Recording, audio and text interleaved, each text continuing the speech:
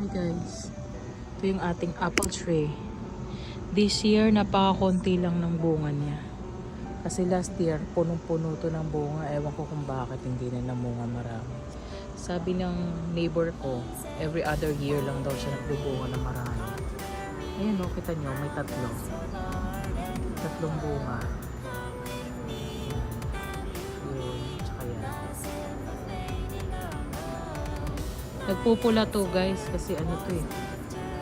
Ano ba to? Gala apple to. Wala na ako nakikita iba eh.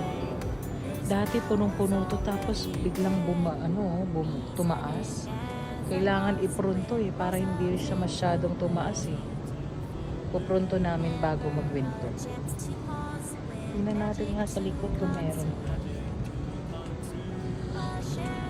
Wala na ako nakikita eh. Ayun.